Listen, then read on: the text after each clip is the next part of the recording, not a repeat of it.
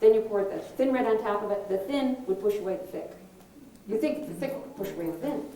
But then if you think about it, if you have a spray bottle, that's just water, and that pushes aside the thick. Took me 5 years to learn that. I ain't smart. I ain't smart. I wonder if I masked that out. If I want to hold on to that yellow in there, how am I going to do it? I'll just tip it like that, right? Yeah. Looks like the Northern Lights. It does. Do they have Northern Lights in Greece? I doubt it. I doubt it too. Do they have them in Florida? I've never seen them. But that doesn't mean they don't have them. I've never seen them in Minnesota. You guys don't have them here either. Up north we do. They're beautiful. Yeah, I remember.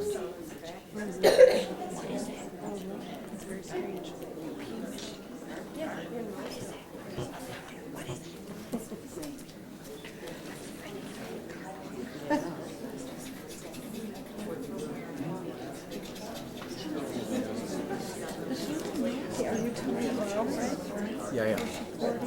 Huh? Sandy, like, yeah. Yeah. Yeah, right. To do a real honest-to-goodness job on this painting, my next step would be to go darker. Now, first of all, I would probably mask off some more of the goat.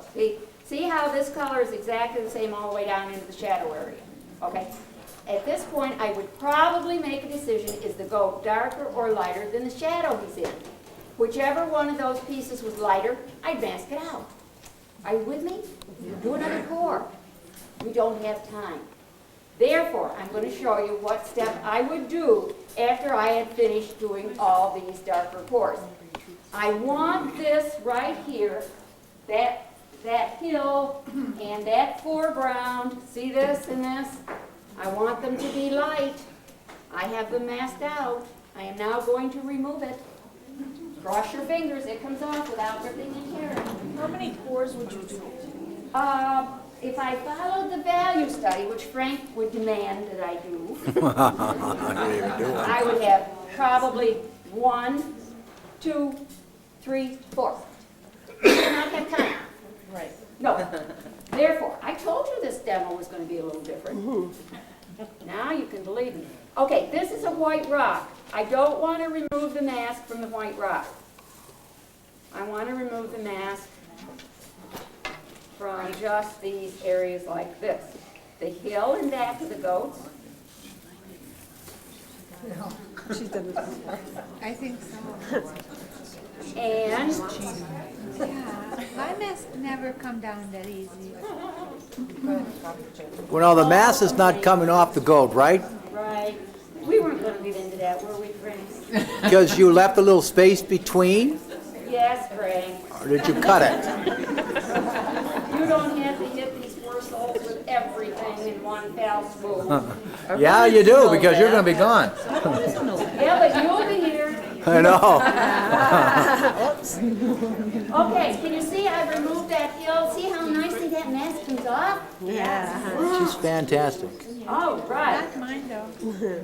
Now they're all going to complain. Oh, my mask doesn't come off that way. That's right. Look at that. That's because you didn't put it on thick enough, did you? Tick it up. We have to get it on real thick to make it come off. And I Yeah. did it twice. All you people who tried mask and hated it because it wouldn't come off, it wasn't the mask, it was you. Because you moved your finger brush. It was you. I never thought. And it's even on rough paper, which I told you was horrible.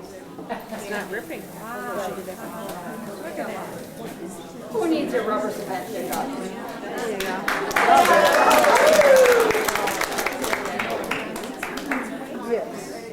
Nice to know that people appreciated that effort.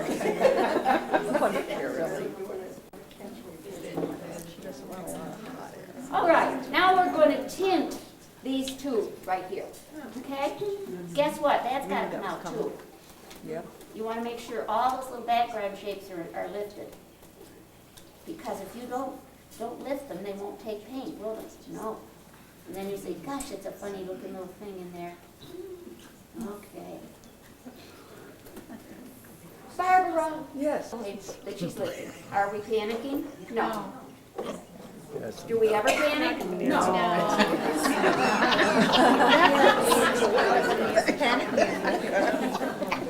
You could do that with a spray bottle too, couldn't you? Yes, I could do it with a spray bottle. That kind of came up. And probably should be doing it with a spray And it would bottle. probably still tint. Frank, you know why I'm not? Why? The mask leaves a residue Uh-huh. that you cannot see or feel. So what I'm doing is getting rid of that residue Oh, that's okay. still on there. Yeah. And you can even see there's residue because it's even resisting the water. Yeah. So you want to make sure you get that all off. Well, why isn't Every your time color you do moving? this too, you're softening edges, Yeah. which is a good thing.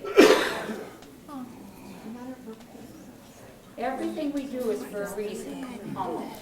Yeah. This is a question from Sandy here, my wife. Yes. Why doesn't that color move? They're staining colors. Oh, there's, okay. What they've done is Sure, I literally knew that. Sandy gone down and, are you his shill? Stand up. Take it out. Oh, dear. Huh? I'll have to go home and look that word up. We didn't know what that Let's think meant. about this. If we pour warm colors, like yellows and reds, on warm colors, they'll stay very vibrant. If we take a warm color and we pour a cool color on it, we're going to lose luminosity. That's because we are reaching across the color wheel to the complementary colors. So if I pour yellow right there, it's going to get more and more yellow. Do you believe me? Yep. Yes, you better believe me. You want to see it? See it? Very bright, very bright, very bright. Just like Frank, it's very bright. Poor Frank. Poor Frank, Yeah. he knows he asked for it. He really Been picked on all week. That's better. What are you mumbling about, Frank? I'm not mumbling. He is mumbling. Look at that. Yeah, you gotta watch it. It's gonna be Yeah, under I my like control. Maybe that's why it's Every day is Failing grade on up. so appealing. Yeah. I want, Frank, come here. Probably you're above. Huh? Oh, you probably. No, I got a I want you to see that white spot right there? Yeah, You saw how much I was brushing that? yeah. And no, it wasn't I missed it, honey. It's that paper, once it's had frisket on it. Oh. Yeah. Yeah. So there's so much. There's so much to learn. So little. Oh, yes. And I get no more. So then like a warm color. Is it light tough and then you die?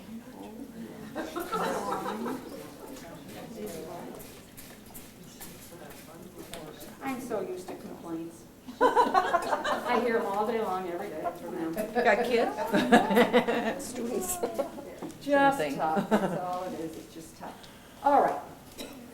We're just gonna hang in there with what we've got because I can't help but do it. That's the way it goes. That's just the way it goes. If I wanted to wet just the top after it was totally dry, I could make it much darker there. So, you're always just looking, checking out what color does on top of other colors. Your next step at this point would be to go in and remove more mask and paint your darkest darks. But I have done this painting before.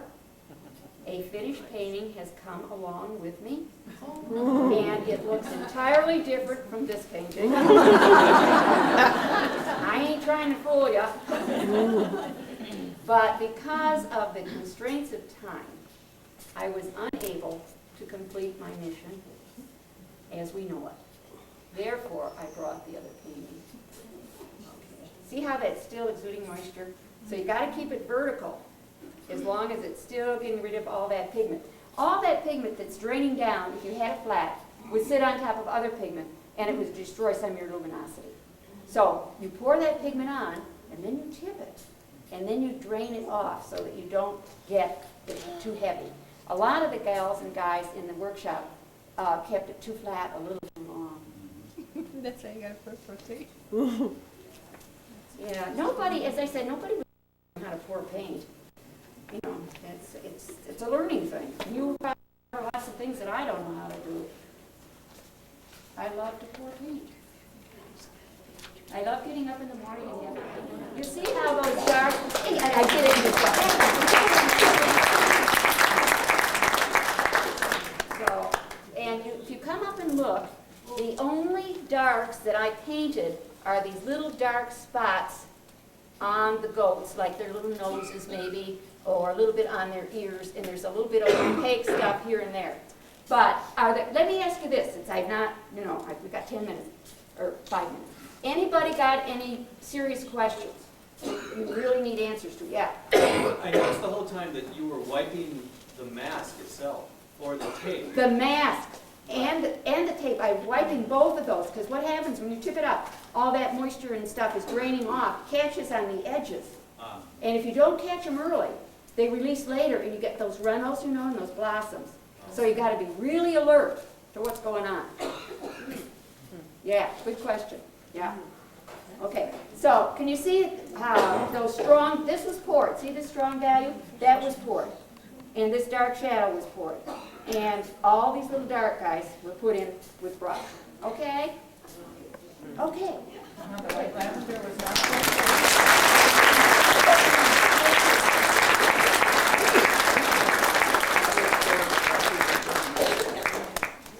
Do you like pouring? Lovely painting up there is a man in a blue shirt, and several people were commenting on it, wondering what kind of paper you were working on. Okay, it's the same drawing, the same gentleman done twice. One is on Yupo, one is on the regular, yeah, it's the Yupo. That's not poured. No. Yeah, I don't think you could ever pour on Yupo. It'll all just pour right off again. Yeah. Thank you. Yeah. That's my second painting on Yupo.